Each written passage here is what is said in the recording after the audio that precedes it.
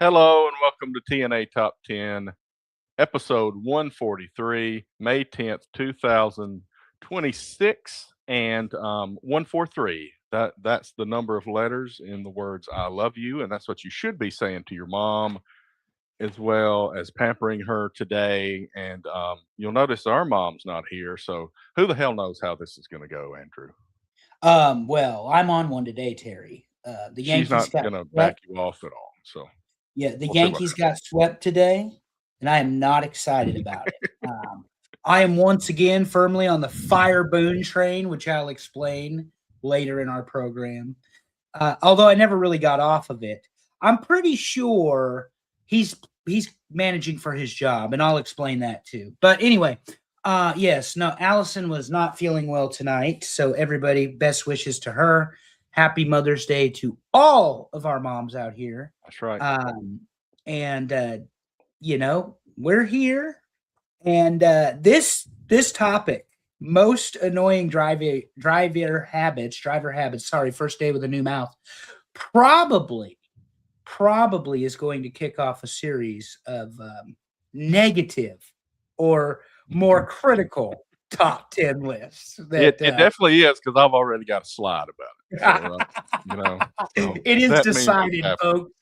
Yeah, so I will go ahead and say, and you went away for a second, but I will go ahead and say that in 3 weeks I'm gonna be in town but not available because I got a Sunday night thing to go to that I got invited to, and I need to go to that. So yeah, thank you for saying happy Mother's Day to Allison Faye Devon. She is not here tonight because she's feeling under the weather, unfortunately. And here Sorry about that. comes, Camera did something funny. well, we got our third because Oh my Super God! Dave to the rescue. He made it a lot sooner than I thought he would. And here comes Amy saying hello. Hey, Amy. Happy Mother's Day. Maybe he drives the way I do, Terry, in a fucking hurry. And well, we were just down the street at about a mile and a half away at a friend's house at Crawfish Bowl. We were on our way home. Oh, okay.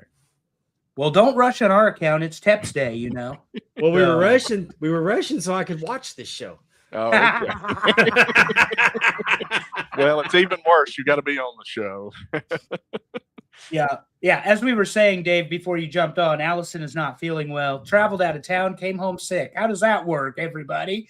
God bless. But hopefully she recovers well. We do. And I was saying we wish all of the mothers happy Mother's Day. And then my camera went out. I don't know what the hell happened, but Terry, this is going to be a fun show, clearly. Well, 45 minutes ago, I rebooted my router, and not a single thing in my house reconnected to it properly. And one of them said I had the wrong password. So I was like, oh, shit, we may not have a show at all tonight. So I'm just happy to be here.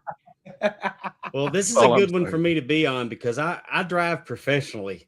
So there's a lot of annoying driving habits. For Frito-Lay, bitches. So other than that, we got the regular show. We're going to talk about Major League Baseball, and we're going to talk about possibly a little bit of AEW and WWE, although neither one of us watched the pay-per-view this weekend. So. Yeah, I caught the highlights, and I know what happened, but I did not watch. I was busy watching the Yankees blow a extra innings game last night. So I was in the ring last night. I refereed 3 matches for SWA. Were they any good?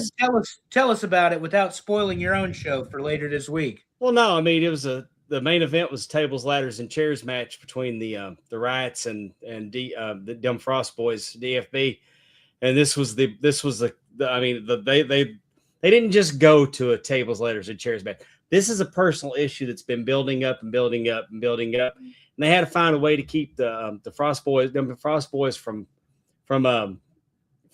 constantly getting themselves disqualified to hang on to those belts. Gotcha. And they tried to handcuff one of the Riots to the ropes, and it backfired. Where one of the Daybreakers got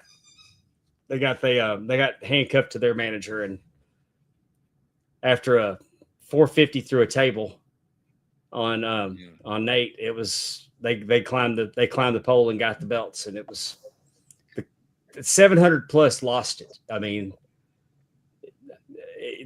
this is an old school promotion that believes that the heavyweight championship should be the main event, but there was no way that this tag match couldn't be the main event last night. Couldn't follow it, is what you're saying. Yeah, I mean, yeah, this is one of the rare times that this had to be the main event. Right. Understood. Well, very good. So it sounds like we're not going to have a lot of talk about the pay-per-view. So I will say though. Go ahead, Dave. I'm sorry. I will say that before the match, normally they know I'll check them, but this time I just said, "Hey, you guys ready?" And one of the and Doc said, "Are you going to check us?" And I said, "Anything goes. I don't care if you brought a gun." I'm just going to go be in the corner. I'll be ready to. That's basically what I did. Just making sure nobody was hurt. And when they got the ladder and did a helicopter spot with the ladder, I went to the floor. I'm not getting hit with the ladder. Well, that's what always gets on my nerves. It's like when you've got a match like that and you're getting all these 5 counts from the ref, and I'm like, what are you going to do if he don't let go? I mean, it's no DQ. Somebody tried to pin somebody, and I started to go down to count it and caught myself. And then one time they were choking in the corner, and I went to go, and I mean, it's just muscle memory that you do it. But like I said, I could have probably stayed outside the ring, and Ref Obama was outside the ring. But really, our main job was just to make sure the guys were okay. Yeah. Because they were taking some pretty crazy bumps. You said a 450 through a table sounds like a car crash. Pretty typical TLC match. Sammy Riot is, I'm telling you guys, he's going to make it. His time on the indies is not. I'll be shocked if it's very, very long. That he's starting to venture out. He's going to get some exposure. Very talented young man, and they just got they got Nate on the table, and Sammy got up and did a 450 through the table, and that then now both men are incapacitated. So getting the belts off the pole were pretty good. It was pretty good. Awesome. Good psychology too. The guy that puts the guy through the table is also down and stays down. I appreciate that. It was good. You don't always see it. Well, you sacrificed, and then you let the other guy go get the belt. Yeah, exactly. It was good. Great crowd too. Great crowd. Good. 700. Is that a big crowd for y'all? For a high school gym, it is. Yeah. Yeah. Okay. I bet. Yeah, I didn't know what the venue was, but yeah. That's awesome then. I mean, 4 to 5 is pretty typical, but 7 to 8 is really good for one of those schools down there. Was that raising money for the school? Yes. Yeah. So a good cause too. Oh yeah. It's always for a football team, soccer team, right? Baseball. They spread it around, and 98% of their shows are in schools. That's awesome. With the caveat, kids don't try this at home right before the 450 splash. Yeah, and also don't. But there's a huge emphasis on don't do anything that's going to cost us our building, because if we lose one, we lose them all. Yeah. And we got a really good deal and doing good work for the schools down there. And it's a different type of vibe down there. I mean, people are into it. People believe. And the guys that work those shows, a lot of them live down there, and the heels are heels in public. And I mean, it's something. So they're That's not actually eating Waffle cool. House after the show. It's cool when they're completely bodied. And I told Stephanie, there's a lady that sits on the front row. Something happens to me, she's number one suspect, because she's on my ass like a dog. It's like Terry's Meemaw yelling when Tully Blanchard came on TV. Oh, she would throw stuff at the TV. Oh, she was screaming at me, "You need glasses!" And I was like, "What?" She goes, "You need glasses." And a hearing aid. I go, "I don't have my hearing aid on. I can't hear you." And I looked at the ring announcer. I said, "Is she talking about my ass?" Is she saying asses?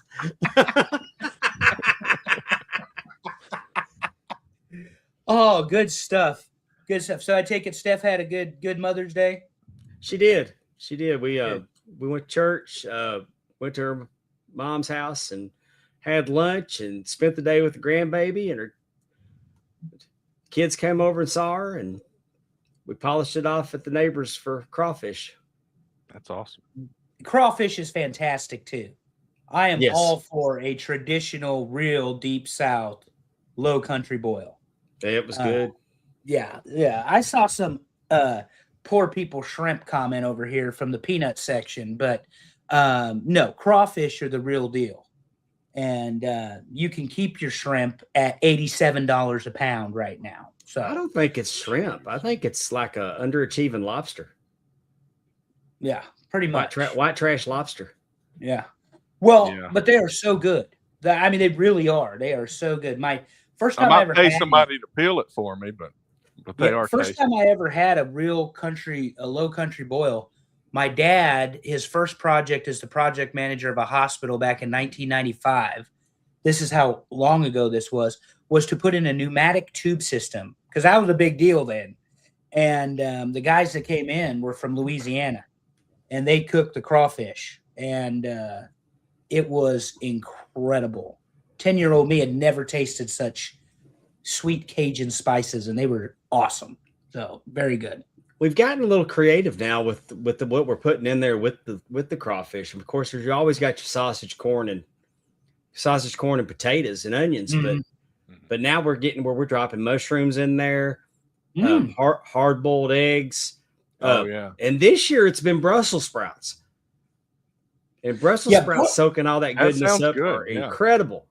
Brussels sprouts are highly underrated, and they, if cooked properly, are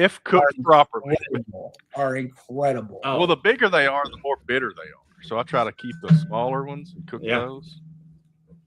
Terry's dinging. Terry, we're on a podcast. Just thought I'd remind you. I think that was me. Oh, yeah, was I was it? going to say, I'm not. It's my Apple Watch. My bad. Hey, Dave, we're on a podcast, but that's warning you to take your pills. So we're talking about Dave's ding-a-ling, and let's move. Ding-a-ling, ding-a-ling, ding-a-ling, ling-a-ding. Yeah. All right, let's move on to baseball, and we'll get back to the wrestling, and we'll talk food some too. But I've already seen some comments of options that were not on the list for the poll later, but we'll get into that too. Yeah, so I'm going to address one now. Matthew Elvis Presley, most annoying driving habits, drinking alcohol. You 100%, sir, are correct. However, this is for humor and entertainment. This is not about the seriousness of getting behind the wheel drunk. As a former raging alcoholic, I would drink and drive myself. And that's some stupid fucking shit for those of you playing along at home. Oh, yeah. So you are correct. You are correct. But this is for fun, and that ain't fun. So we ain't talking about it. And your mama wouldn't be proud. No, she wouldn't. Although she did it herself too. But anyway, I'm just saying the local bar was a mile and a half from the house. Terry, before you get into the standings, I'm wearing a Warbirds hat today. Warbirds. I went to the local Wilson Warbirds game. It's a new stadium downtown Wilson. My buddy John lives up there. And he lives about 3/4 of a mile from the stadium. And we got to see a single A minor league team. You can tell they're not very good yet. But David Ortiz's son was on the other team. So this is the single A team for Milwaukee. And ironically enough, they beat the Yankees this week, which sucks. But the other team was from Boston, and David Ortiz, Big Papi's son, was on that team. So kind of cool to see the connection there that he is trying to make it in the big leagues like his father. So, you know what's interesting, and I forgot about this. I shared this last year, but it came up in my Facebook memories. The son of Prince Fielder is in his second season of pro ball. That's the grandson of Cecil Fielder, who played when I was younger. And man, do I feel old that the grandson of a guy that I grew up watching is now playing pro ball. Is now playing ball. Yeah, it's crazy. It's crazy. But yeah, the minor league stuff is fun. It's $10 It to is. get in, and the food costs just as much. But like they had it was Marvel night, so they had some antics and stuff for the kids. It was a really good time, and they're going to do good things with that stadium. The town of Wilson, North Carolina, has become fairly progressive and modernized, but it's a small town, so they're bringing some of the stuff you'd get in a big city to a smaller town. The town's making money, might as well keep doing it. So good for them. But we'll be back there, I'm sure, and there ain't a bad seat in the house because, of course, it's a minor league baseball field. It's just, you can see everything. And we were five seats up or 5 rows up from on the third baseline on the opposing team dugout. So anyway, That's good. Yeah, and Yeah, it was Cyrus, good fun. 3 Go years ahead. ago. Well, I was going to say, like you were saying, minor league baseball is great.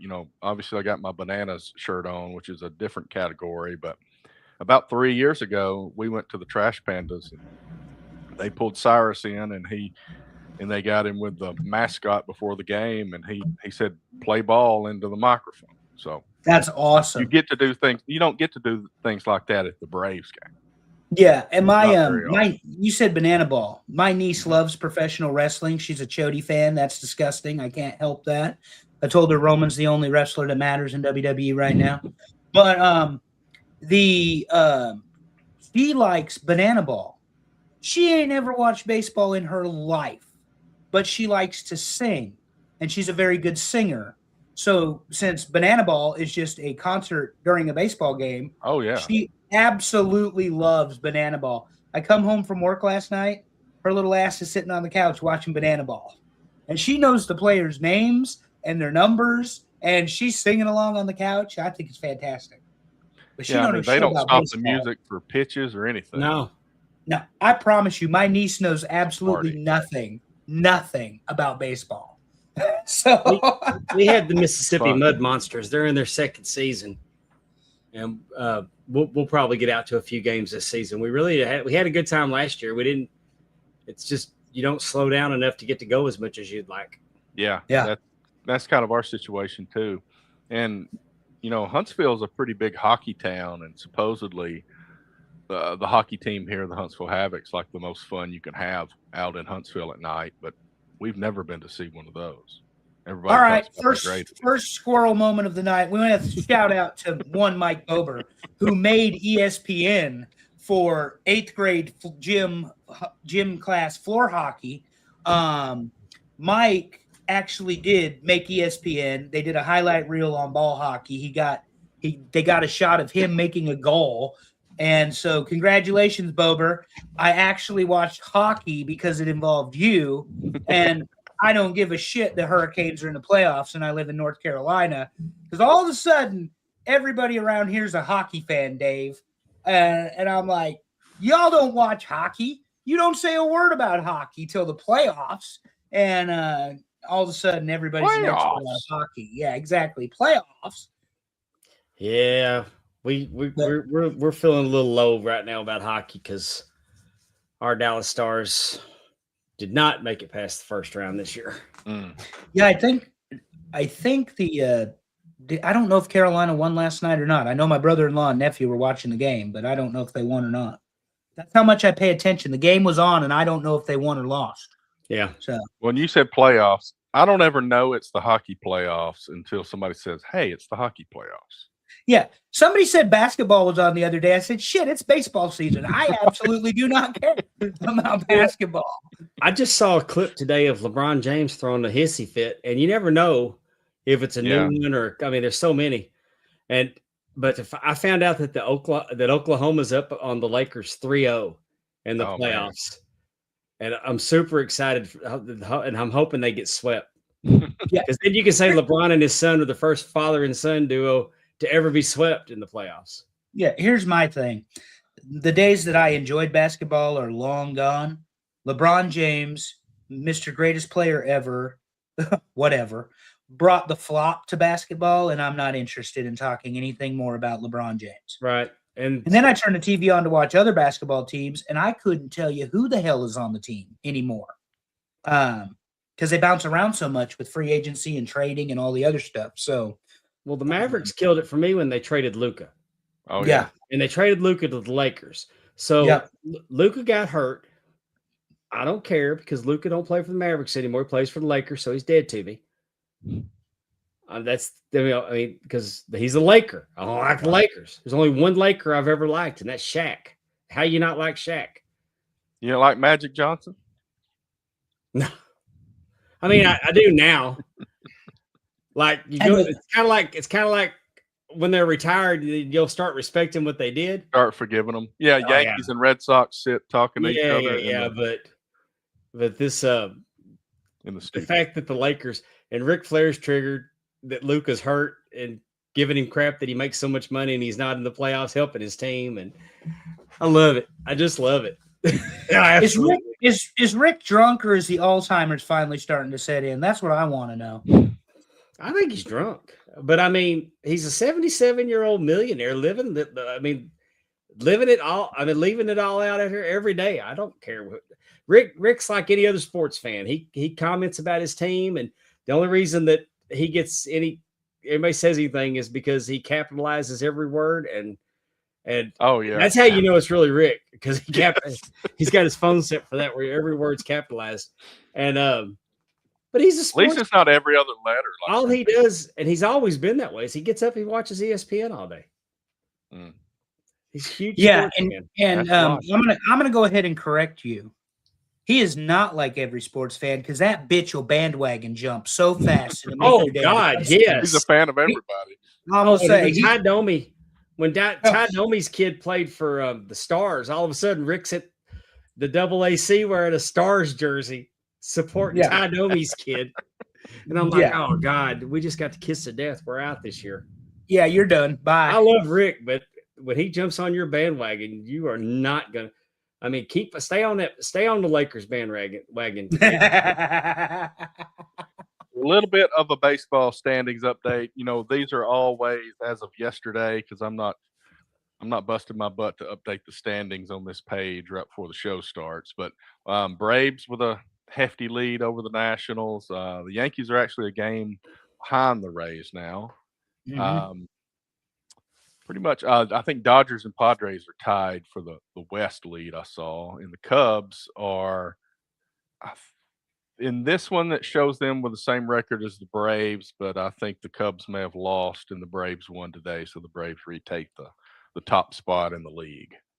Yeah, the NL Central is going to be your division to watch. The Brewers are an absolutely fantastic baseball team in that they are fast. They play small ball. They have a guy named Jacob Mezorowski who Friday threw 104 miles an hour. And then he threw 103 miles an hour 10 times. And then he threw over 100 miles an hour another 20 separate times. So the kid is a stud in that he is going to have, as long as he don't blow that elbow out, he is going to have a very long career making people like the best right-handed batter in the history of baseball, Aaron Judge, look really stupid. Really stupid. He threw a ball yesterday to Judge, middle is where it started. And it ended up in Judge's eyes. And Judge had already committed to the swing. And the ball hit 103 miles an hour. You have no time to lay off that. If you swing, you swing. And, coming from 60 feet away. In the fifth inning, his last pitch was a sinker that started middle and dropped to Cody Bellinger's ankle. And Bellinger literally swung all the way around and then swung his whole body around because he was so tied up. That pitch, 103 miles an hour. It is incredible what these young pitchers are doing. Yesterday, Cam Schlittler pitches 6 innings and loses. He didn't lose. They didn't give him the loss. But the Yankees lose because Aaron Boone decides to make pitching changes in the 9th inning and not let the closer pitch the 10th inning. So, I'm on the fire Boone train, as I always have been. But I think he's probably managing for his job. As we talked about last week, you've already fired Alex Cora. You've already fired the Phillies manager. There will be open positions in baseball again this year, but the There- Brewers are a very good small ball baseball team, and they show up when it matters. They were showing exit velocity against Fried Terry Friday night. Max Fried pitched 40 pitches in the second inning of the game. 40. Second highest total ever, and gave up 4 runs. I'm a And- casual. I got a question for you, Andrew. Yeah. Is this typical at this time of the season for so many teams to be under 500? No. Because the NL Central is the only one that has everybody above Well, 500. I mean, every Yeah, I game's don't- going to be a win for somebody and a loss for somebody. So it's Yeah, going to but balance out. But to have this many teams, to Dave's point, Terry, we were talking about it before the show started. The Yankees and the Rays are the only ones with more than 21 wins in the entire American League, and that's pretty stout, But it's also May 10th, so I am interested. It looks like maybe the National League is putting a spanking on the American League when it comes to interleague play, because it looks like the totals would be far in the NL's favor there. But a little bit of the balance with the Central is that the East only has the Braves. Everybody else is horrible. Yeah, and the Yankees lost to this. They've lost their third series. They lost to Milwaukee, got swept. They got beat by the Athletics, that have an underrated, very athletic baseball team, no pun intended. And then they lost to the Rays, got swept by 3. So they've only lost 3 series. But I think, is it the Braves that have only lost 1? They lost to the Mariners just like recently. They lost 2 Yeah. out of 3 to the Mariners up until then. That's the only one they've lost. Yeah. I'm blown away that Texas got 2 out of 3 from the Cubs. Well, Yeah. and Texas is a much better baseball team than their record. And I don't say that because they gave the Yankees hell, but maybe the Yankees lost to Texas too. I don't remember. They're either 3 or 4 series at this point, but they've been playing fine. They're not playing October baseball yet. So, but the Texas's pitching is incredible, but they have no offense. And that's the problem, is that they're allowing less than 5 runs a game. They are scoring less than 5 runs a game. And when I say less than 5, it's closer to 4 than it is 5 on both accounts. And if you get a team like the Yankees, who all of a sudden bust your bullpen like they did in the 8th inning, you are not going to beat them. So we're a quarter of the way, roughly, and we've got Roughly. 120 games left. And there's a long way to go, but there's some big leads right now. yeah, some And then, serious. like you said, the Central is packed together. Central is packed. Yeah. That's going to be the revolving door, because I watched the Padres play the Cardinals yesterday. Great baseball game. 10-10 start, Terry, your favorite. We got to start late, because it's West Coast. That's right. But the one thing I will say about the Yankees, and I know I talk about the Yankees, that's the team I watch most, is that at least their bullpen is not nearly as bad as the Orioles. And now they go back to Baltimore after the game today, and they get to play 3 in Baltimore. So hopefully they can, rub some dust off it and get the bruised egos out of the way and whatnot. But Rodon looked good for 4 innings today. He got busted in the 5th, but he looked good. No. Nobody gives a shit about Mike Trout in New York, Devin. Stop it. Stop it. He will So be an he- angel his whole career, I think. So he can get hurt his 5th game in. No, thank you. No. Anyway, so yeah, and like I said, I wanted to talk about Medrowski because that was absolutely stupid, hitting 104 miles an hour, and then the 103 multiple times. But like you say, Terry, Fried always has a bad game sometime in the season, and he had a bad inning. You don't throw 40 pitches and win a baseball game. It's just not happening. So That's right. Let's move along and see what we can get into with wrestling, considering we did not watch the pay-per-view. But you said you know what happened. At least tell me. pretty that. much, yeah. I mean, the biggest part of the show is because TKO came out and removed Roman from dates. So Roman and Jacob in the main event wrestle for the world title, or the Raw title or the Netflix title. What are we calling it, Dave? The Netflix title?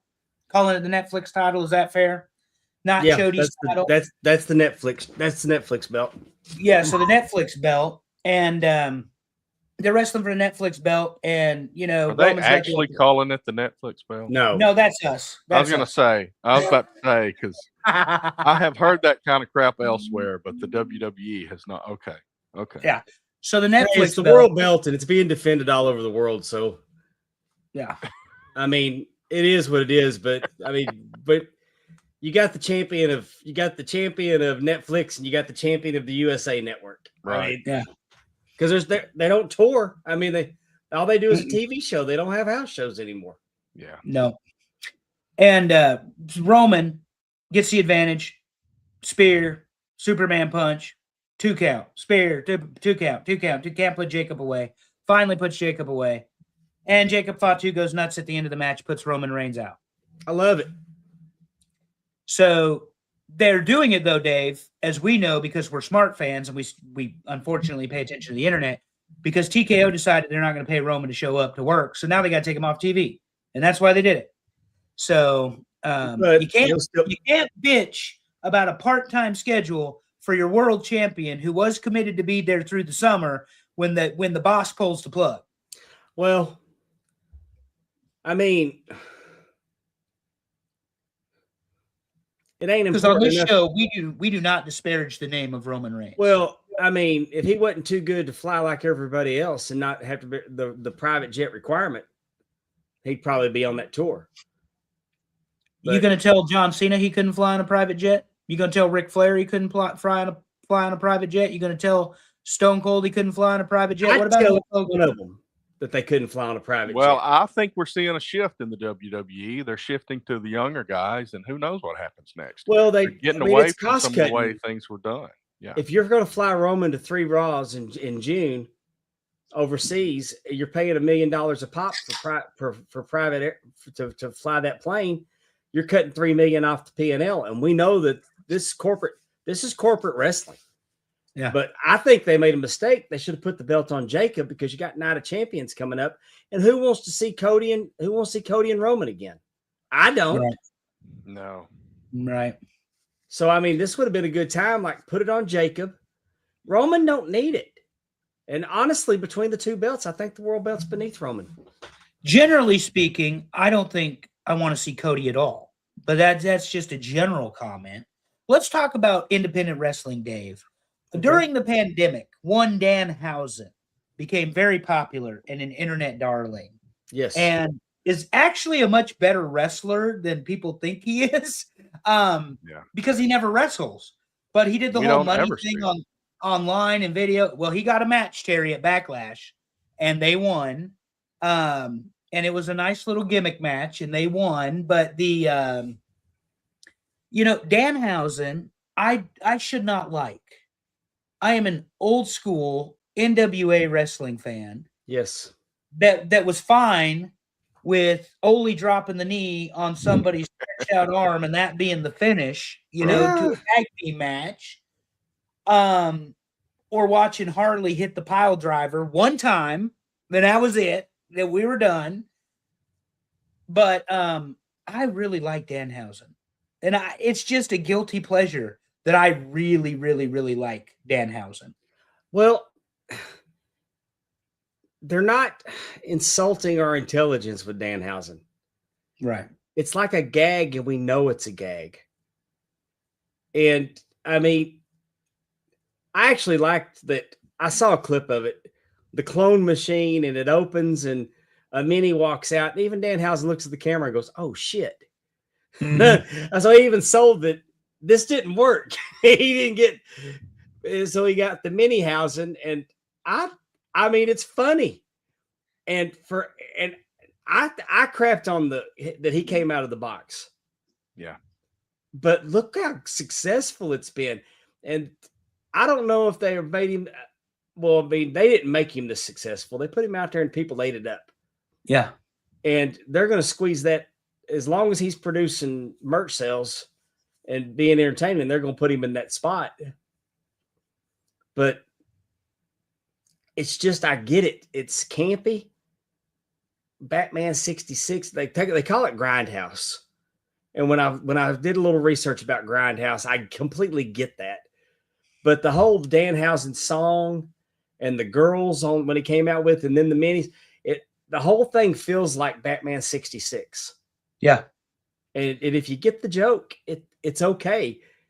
And you're like, Dave, that's a little hypocritical because you constantly crap on Darby as not being believable. No, I don't believe Darby should be pinning Brody King. I don't. And we'll believe, get there in a second. Yeah. So, but Darby's not funny. Yeah, this Darby's sold a serious competitor pillar of the company. Danhausen is your comic relief, and we know in an entertainment company that he's supposed to be comic relief, and he's along the lines of an R-Truth. Yeah. Who as they've made serious kind of, he's still kind of not serious, but with Damian Priest, this isn't Truth's wheelhouse. Truth is a 24/7 guy. I mean, you could have put Truth out there with Danhausen last night, and it would have been, oh my God, it wouldn't have made sense because he's a tag champion. I would have had Oberhausen out there with him to destroy everybody, but the mini worked. Right. Well, and the thing is like one of the things I respect about Danhausen is that he did it during the pandemic from his basement and got himself popular. And then he went to what is not a wrestling company, but an entertainment company. And they will, to your point, get every dollar and cent that they can on the Danhausen. Third thing is he is something on the show for the kids. That's just all there is to it. Because it's funny. Children of all ages, though. Right. Yeah, but he does the punch in the balls as a joke. But, I mean, people still laugh at that, He does the little person thing, and all of a sudden, if you've seen Austin Powers, here comes Mini-Me. It's Mini Danhausen. He came out on Sports Center the other day and did plays of the week, the top 5. He came out and took over.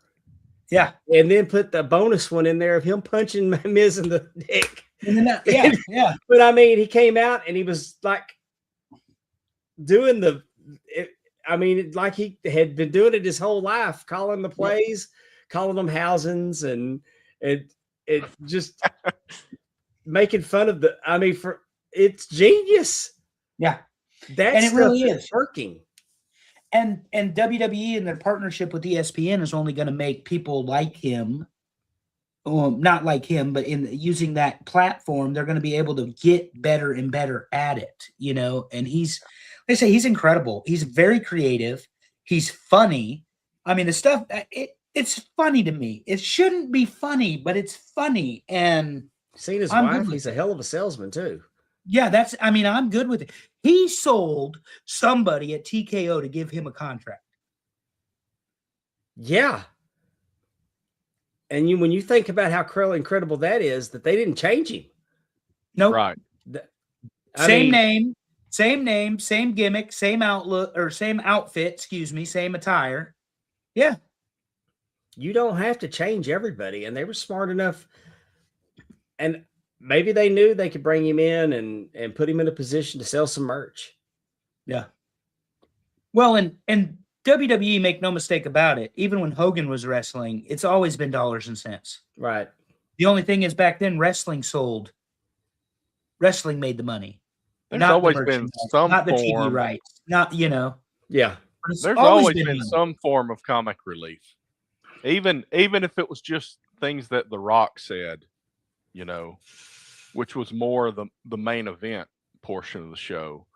But, you've got R-Truth has been doing the thing. The Miz would throw some things in there. Otis. I'd love to see Otis and Danhausen together. Oh, that would have been good. And when Danhausen takes his shirt off now, you can tell he got on that he took his training serious. Yeah. And he got cut up. I mean, he's not the biggest fellow in the world, but he's put a little size on and muscle. Yeah. Mm-hmm.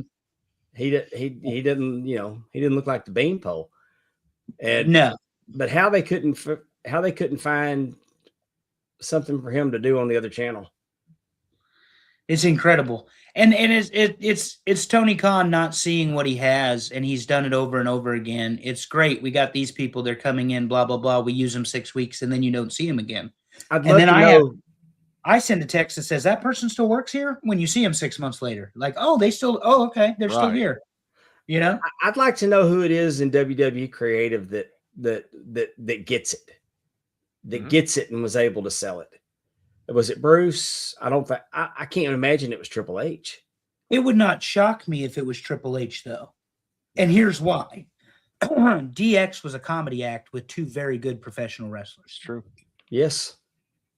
With two very good professional wrestlers. I mean, the Hall of Famers. They're two of the best ever. Right. But it worked. And if you remember DX 97, they didn't wrestle a whole lot. It was more all of the sexual innuendo and dialing up the Attitude Era and all that sort of stuff. Oh, yeah, because it's almost 30 years later, and we're, ladies and gentlemen, boys and girls, children of all ages, D-Generation, proud to present to you, your 3-time WWE Tag Team Champions of the World. I mean, we still know it. Yep. Word for word. We still know it. And that's the wrestling fans in us. But you could say that to me 20 years from now, Dave, and we could do it together. I mean, that's how imprinted it is, you know? Yes. Not me. I You might skipped not those remember years. it because you're an elderly, but you know. And if you wanted to be an elderly too, jumpinthepond.com. You can be I am an elderly with Dave over here. I am the youngest person on the show, so I am not an elderly.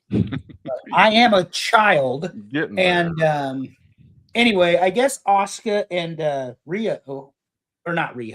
Iho had an incredible match and then became friends again. So that's odd, but whatever. There's some speculation that Asuka may have retired. Yeah, I'm seeing that. But I looked at it and I see that you could think that, but maybe it was like, okay, Kairi Sane's gone now. Maybe, and there's no shortage of women heels in that locker room. Right. Maybe they needed Asuka to be a face, and it was like Io beat her, and Asuka's like, God, I see that I've been wrong. I'm so proud of you. You beat me, and can we reconcile? And she's crying tears of joy because she wants her friend back, and maybe Asuka's going to get a face push for a while. But it could be her last match too. I can see that you would think that either way. Well, there's speculation she was telling people goodbye in the back. I'm not sure who's saying that stuff, but there's some rumors there. It's hitting the Twitter, yeah. The other thing is I loved Asuka in NXT. And I've said this about people like Shayna Baszler. Then Asuka gets to the main roster. She gets a fairly large push. Then they don't know what to do with her after they've pushed her to a certain extent. And she's always been the upper mid-card, almost gatekeeper of the women's division. She should not have lost to Charlotte at WrestleMania. Right. I was glad she did. I was there. I knew that Asuka was going to beat Charlotte. I knew that because she was undefeated in NXT. I thought they'd keep that going for a while in WWE.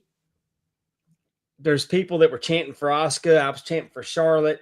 And I got to be a little obnoxious when Charlotte got to win. But I didn't expect it. I literally popped for it. It's one of the few times that it's a great memory for me because I was so thrilled that Charlotte won.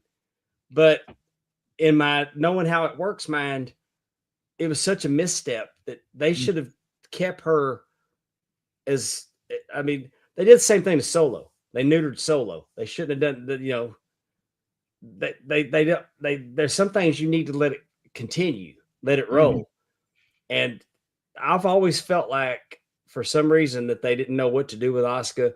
Once they got her to the main roster, it was clueless. I'm kind of fearing it for Oba. I'm kind of fearing it for Trick. Yeah. I mean, you don't want to go Goldberg. We just had a gingerbread man funeral. Yeah.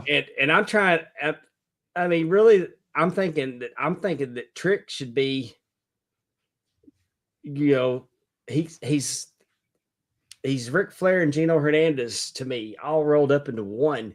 Mm-hmm. And he's so damn good. And you've saddled him with this gingerbread man funeral gimmick. And it was funny. Truth made it funny with Sammy. But my God, don't blow it, because I see you're putting the gas on Jacob, and he deserves it. But maybe you could have saved Jacob for SummerSlam and got Oba immediately after Roman, because he retired Brock Lesnar. But they're not even leaning in that he retired Brock Lesnar. No. Yeah, and you brought up an interesting point because you mentioned Jacob, you mentioned Solo. And I know this is only tangentially related, Terry, but this is what I do here, and I'm okay with it. You should be too. Jacob immediately overshadowed everybody. Immediately, from day one, he wasn't going to follow Solo. The fans weren't going to allow him to follow Solo. Right. So part of the neutering of Solo ends up being that you bring in somebody who has the charisma, the magnetism, the things that we as wrestling fans want to see, that we're drawn to. That man has it. And he might have more of it than Roman has. Yes. Because Roman is a WWE star. Jacob Fatu, you talk about independent wrestling, Dave. We were there with you at the wrestling showcase. Yes. That's a big son of a bitch that moves the way he moves. And I'd never seen Jacob Fatu in my life. And he's lost 50 pounds since then, and good for him. I mean, because he's going to be healthier and all the other stuff. Let me pull the curtain back. Let me pull the curtain back a little bit. There's a fire sometimes that you can see in facials. Mm-hmm. When sometimes they just get in and it looks like doing this. Fuck you, this, that. No. Sometimes a wrestler hits the ring and they've got that fire. And I was in there with Jacob Fatu, and I couldn't poke holes in his stuff. I was on top of it. I could not poke holes in anything this man did. But it was the fire and intensity in his face. Last night on our independent show, there's a star that named Steve Starr. Steve Starr's promoter, used to be a wrestler in the 80s for Gil Culkin. He's 60. He wants to have one last match. He's got in shape. He's lost a ton of weight. He looks good. He hit the ring to save somebody last night, because he's trying to convince SWA management to let him have a match.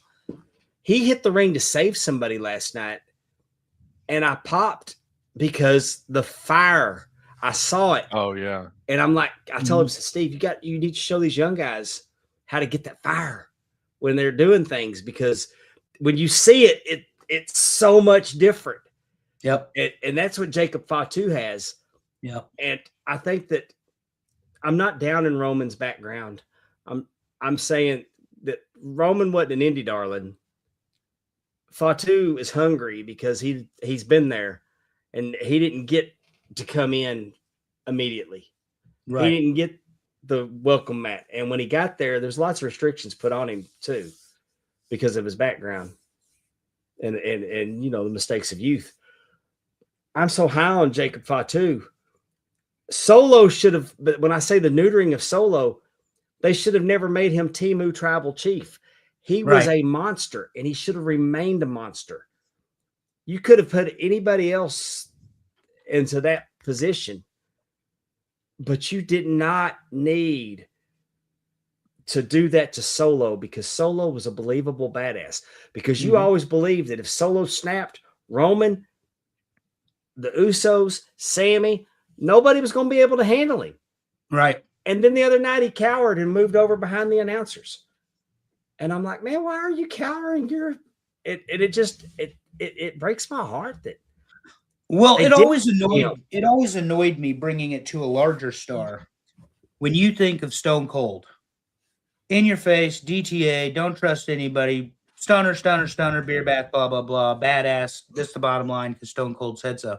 And then he turns heel with Vince, not just being a bad guy, calling Bret the shit man Hart, but when he turned heel with Vince at Mania, all of a sudden he became a coward. He became some guy that wasn't who he was before. Because you're a bad guy now, all of a sudden you got to run and hide, and you're doing all this bullshit that's not believable to the character that built the $1 billion wrestling company. And that is where you and I agree, just two different instances, Dave. But they've done it before. There He was one other- 100% babyface Vince. Yeah. Vince didn't heel Austin. That night, Austin babyface Vince. Well, you were there, so you would know. And we all were beat The Rock to death. We didn't care. Yeah. If Vince wanted to help Austin.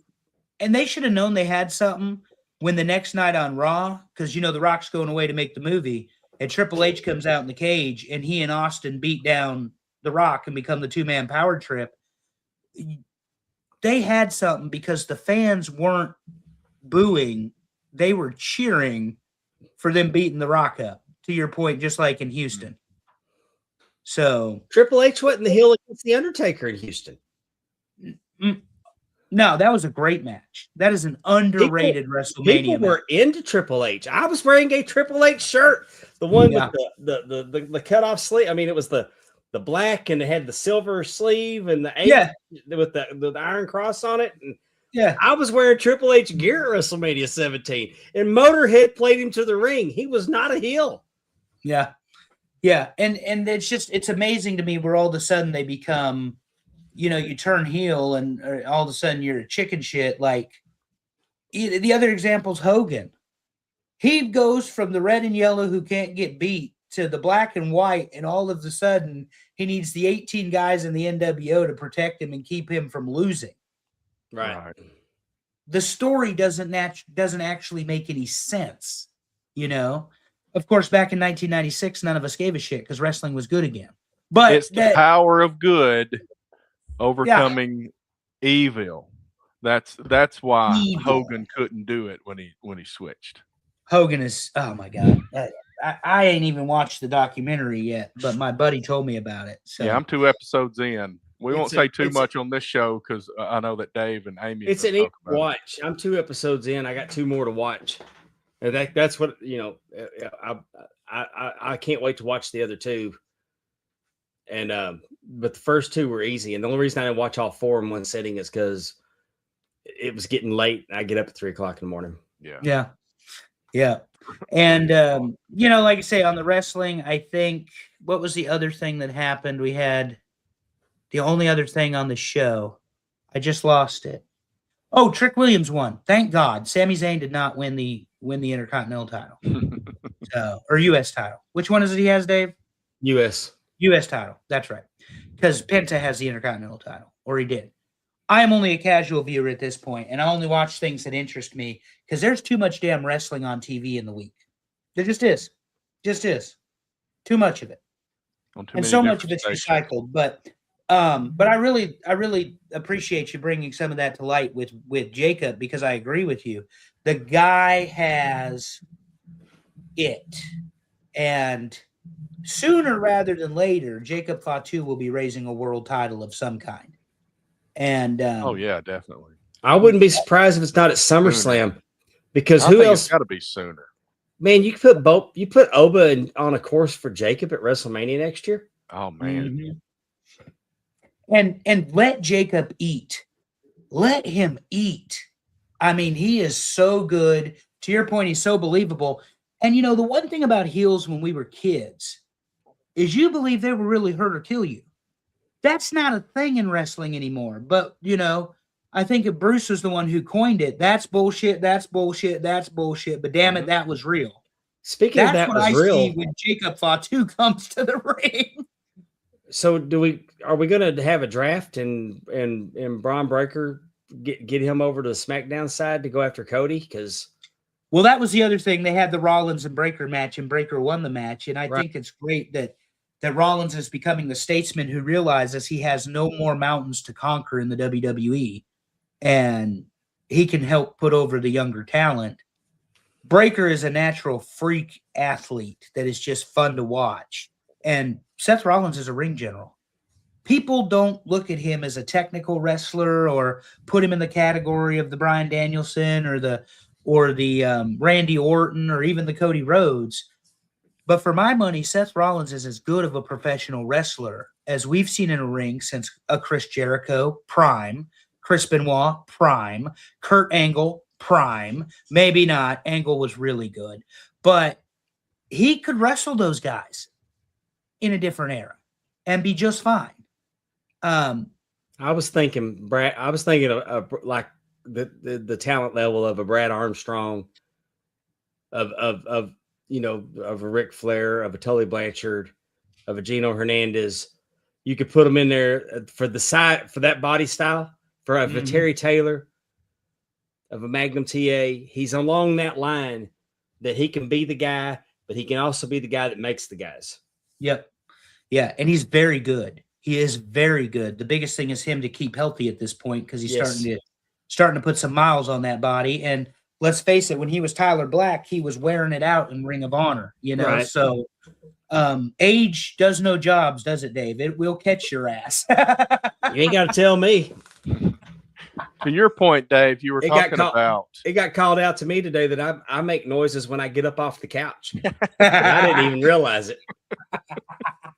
But to your point, Dave, about Fatu being believable, there's so much wrestling these days that looks choreographed, and they look like they are on the same page. These are two people that are not supposed to be on the same page. The whole storyline is they are not on the same page. If they look like they are doing agreeable things in the ring, that's not what we want to see.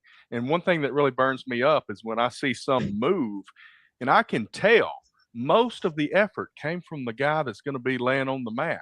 Yeah. That shouldn't be that way. It shouldn't look that way. Yeah, I agree with that too. And it's okay to be a little, I don't want to say sloppy in the ring. It's okay for it to look messy and not so pretty. And sometimes messy is much more believable because it's a fight. Right. It's a fight. Yeah, like when two guys would go up and try to do like fly through the air and run into each other or something. I love that because it's like, oh, I guessed wrong. Or they get up on the top rope and the guy's leaning there, but this guy's got to get both feet on the top rope to the side of him so they can do the thing together, do the flip together. Right. Yeah. When I'm thinking, if I don't want you to do this to me and you're trying to balance, then I'm just going to let your ass go to the floor. Yeah. Yeah. I mean, that was what was good about Joe moving out of the way. Yeah. Somebody's jumping off the rope. Well, and the funny thing was, it was like an indictment of the choreography. He's like, I ain't playing this shit today,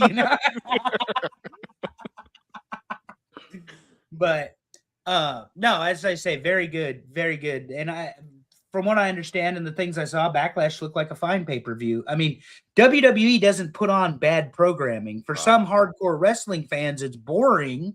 But what I'm saying is they're not putting people in the ring that are having terrible matches. I mean, they don't overdo it with 20 matches with 80 people involved. No, not typically. But on to the AEW, because Dave and I have a joint message to give to our fans here today. I'm not speaking for Dave, honestly, but Darby Allin as the world champion has made my boycott of AEW official. And I am one of those people, even though Wade Keller made fun of me, that says, I will not watch AEW until you put that title on someone who is much more believable and credible. Because Darby Allin is a glorified stuntman. He's not a professional wrestler. He'll probably kill and or maim himself in the ring before it's all said and done. I saw him take Ciampa's finish onto the floor, which was ridiculous. He beat Brody King, which is also ridiculous. Yeah, absolutely ridiculous. Don't put Brody in that match. Here, I get that he's immensely popular with that group. I get it. He could have won the title in a ladder match. Win the title in a ladder match. Some way that he didn't have to pin somebody to get it. I'm cool with that. Beat Brody King because you got back into the ring before he did. He's not that mismatched against Ciampa size-wise. But the psychology that Ciampa's got him for the finish. Well, I tell you what, I'm going for the world title. And y'all know how much I love belts. I call them Goldie. I name them. I love them. Now I've got this guy that's not as big as my baby brother. I can do this finisher off the top rope and become the AEW champion. Nah, I'm just going to jump to the floor and hurt both of us. Right, exactly. Where's psychology? It's stupid. And I want to point out that AEW does not call their main belt the heavyweight championship. There's no weights. It's just the AEW championship. Right. I get Darby Allin. I really do. But I don't get the booking of Darby Allin because the trust file is not a finish. He shouldn't be pinning Brody King. I heard that he was going to have a match with Okada. And I'm like, man, if Okada puts him over, I'm going to just lose respect for Okada because in no world should he be able to beat Okada. But then I heard they changed the match and now it's Takeshita. But in no world should he be able to beat Takeshita. Yes, no better. Unless Okada comes out and costs Takeshita the match, which I would have said if Takeshita cost Okada, then I would be okay with Darby retaining that way because that's a bigger issue. Slipped on a banana peel, got screwed by Takeshita, took a real finish. I could see it. It's just the booking of Darby as a world-beating Superman that does not work for me. Right. There's ways to make it believable that a smaller person can beat a bigger person, but they just crap all over that. And I really Tessa Blanchard beat Brian Cage, and I've never looked at Brian Cage the same. Mm-mm. And Brian Cage ain't nothing but a jobber, and he was a TNA World Champion at one point. Looks like $1 million. Saw a clip of him today. He looks like he's ready to go for Mr. Universe. He is jacked to the gills. Steroids, friends, steroids. Because nobody at his age looks that good naturally. Sorry, gang. Spoiler alert. Allegedly. Allegedly, yeah, because I can't say that. We might get sued, Terry. All $4.11 we owe somebody, not that we made. So anyway. Between StreamYard and AI. Yeah. If we ever get this thing monetized on Markout Moments, I can't wait to split the $1.27 up amongst 9 of us. Jeff Hardy, Bober's got a point here. Couldn't you say the same thing when Jeff Hardy was the world champ? Hardy was 50 pounds bigger than Darby Allin. Jeff Hardy was experienced, was an Intercontinental Champion, was a tag team champion, was an innovator, and much, much more believable in my opinion than he's bigger than you think he is, Bober. Because when I saw him in person, I was taken aback. Him and Matt both were larger than they came off on television. I saw him at the in the 24-hour fitness ring at WrestleMania Access at WrestleMania 17, and they were doing they have talent come out and do a quick match at Access. And when I saw how big the Hardy Boys were in person, so no, Jeff doesn't. I don't think Jeff falls into that vein because now the reckless vein, 100%. Yeah, 100% reckless because all the shit he did to himself in the ring led to his drug and alcohol abuse outside the ring, which led to all the personal problems he had, which filtered back into his professional life. So, to that, yes, but is he big enough to ride this ride? Yes, he is. Yeah. And when they had him win the world title, they had him beat CM Punk, similar sized man. When he won the world title at Armageddon from Triple H and Kozlov, it was in a 3-way. After a pedigree, he steals the win. Yeah, he hits it for the win. There's ways to book them, but side by side, he's every bit as big as Shawn Michaels was in his prime. Yeah. I mean, Shawn Michaels was being billed to something. He was paid $1.85. Yeah. Till he tested positive for steroids in 1993 or 4. He was thick. And I know I saw him. I think he had a match with Kerry Von Erich, and he's pretty thick then. Yeah, that was 93, obviously, because Terry was still alive. By the way, another tangent, because Terry loves when I do this. You did a very nice job on the Von Erich stuff. Thank you. Yeah, definitely. The other night. Not my thing. You know, it's not my thing. I think if untapped or unrealized potential was a personification, it would be the Von Erichs. Mm. High expectations and unacceptable results. That's the Von Erichs. David was the biggest tragedy. David was the biggest tragedy, and Kerry was the biggest waste. Yeah. The untapped potential. Yeah. I mean, you it's talk just about that guy couldn't pull it together. And go if you didn't, if it's on A&E, it's WWE's biography, comes on Sunday nights. You in fact, that one of them was on earlier today, so you can go back and watch them. It's a 2-parter on the Von Erichs. It's the most honest documentary that's ever been done about them. I think that it was a reaction to the Iron Claw. Okay. That I think they were willing to tell more, because the narrative that was put out there by the Iron Claw was just not acceptable.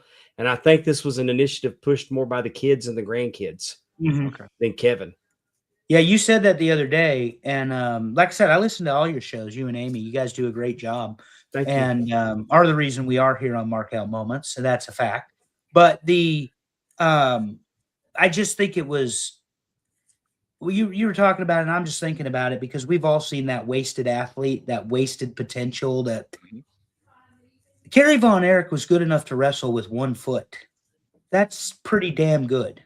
Yeah, that's an incredible athlete. And as much as I knew it on you for your love of the Von Erichs, and we're not talking about Zach Gallen.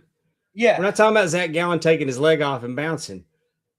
We're talking about 1980s, early 90s technology prosthesis. Right. Yeah. That on a 250-pound man? Yes. Pretty close, right? He was a big dude. It was built like a Greek god. Yeah. I mean, he was fantastic looking, good in the ring. He wasn't the technician, but he got the job done. The problem was he'd rather party than wrestle, but he got paid to wrestle, not party. And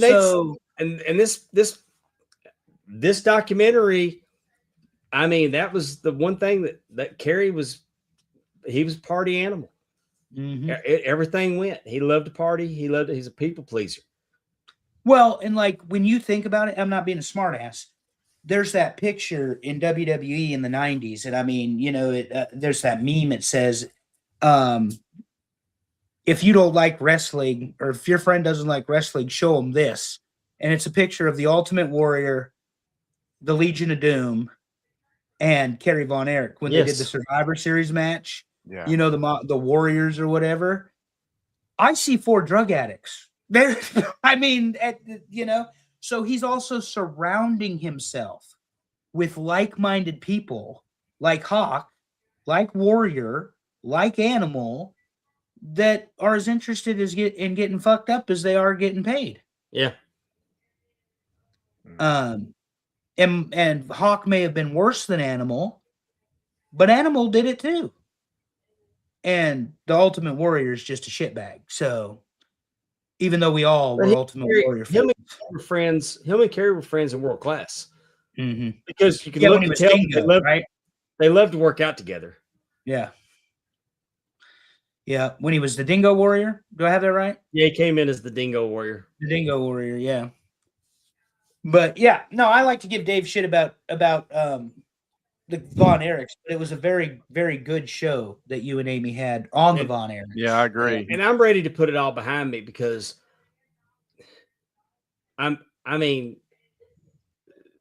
David's death affected me.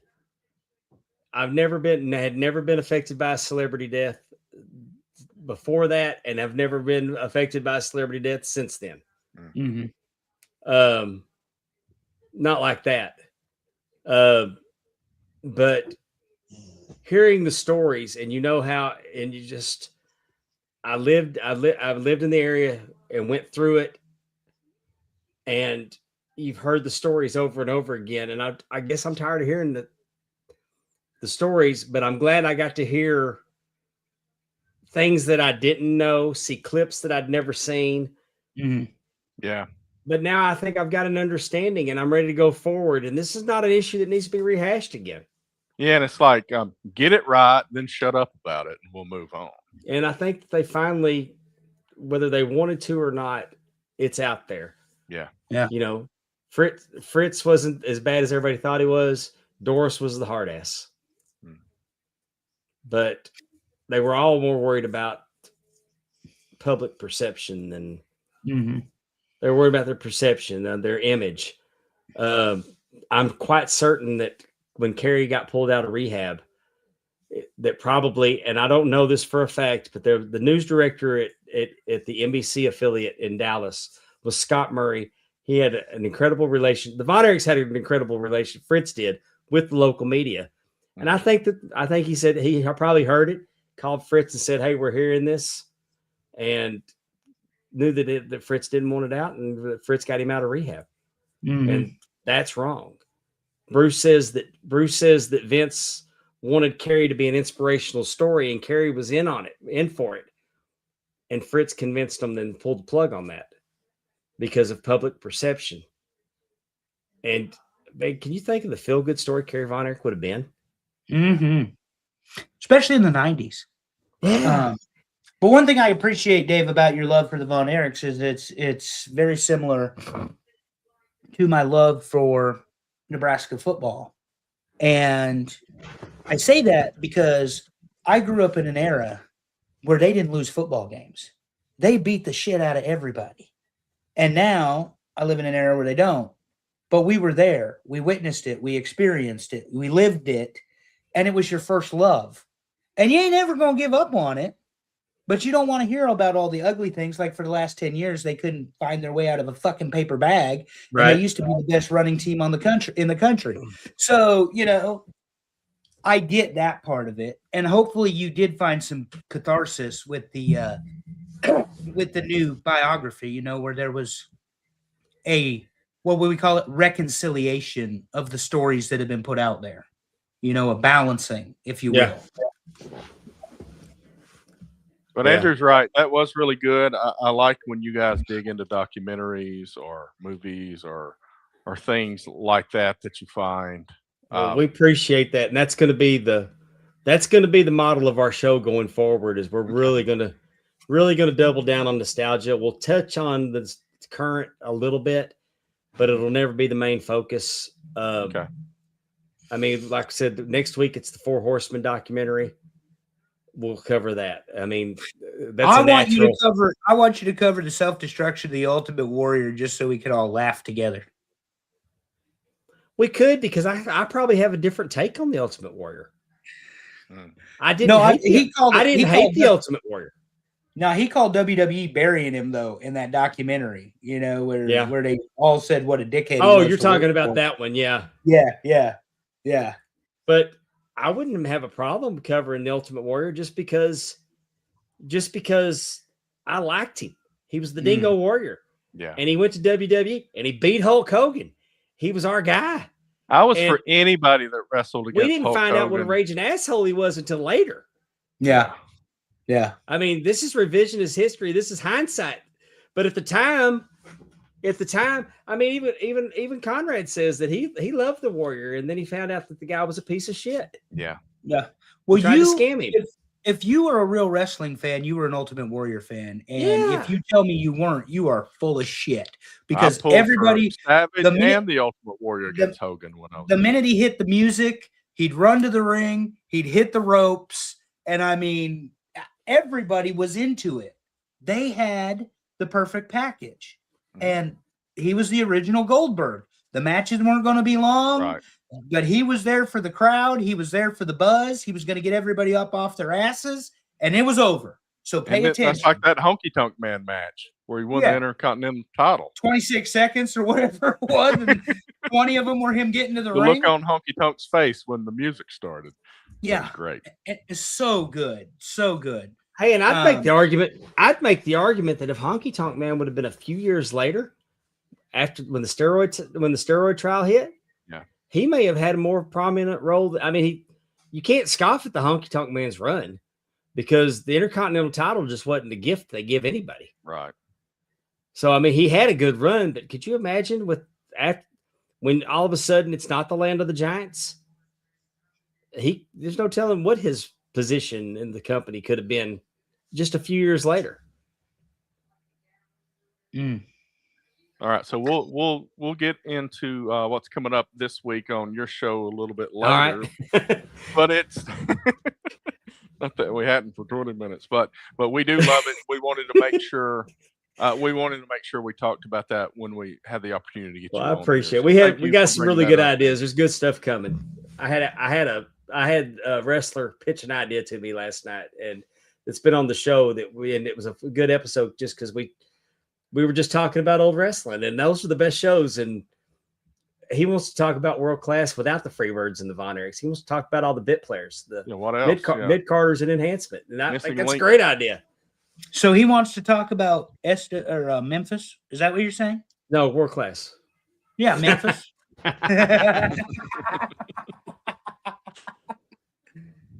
Before that. Yeah, before the merger. Way before the merger. Yeah. I mean, because you got the Iceman, and you got Chris Adams, and you got Gino Hernandez, and you got. I mean, the Iceman alone is a great topic, but Unrealized potential. You've said his name 86 times or something. Fucking Gino Hernandez. yes, Everything I've ever seen Gino is so good.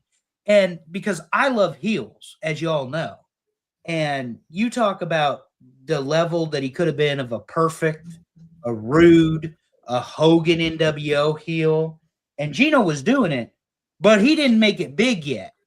And if Gino had had the opportunity to make it big and hadn't died, who the hell knows where he would have gone? oh my god, he was so Could good. have beat Ric Flair for the world title, Dave.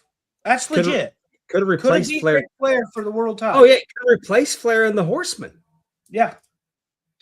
Because he had that Tully Blanchard in him in terms of like attitude and real life attitude, but he had the Flair charisma. Have you ever seen where he and Tully won the Southwest tag titles and Tully turned on him immediately?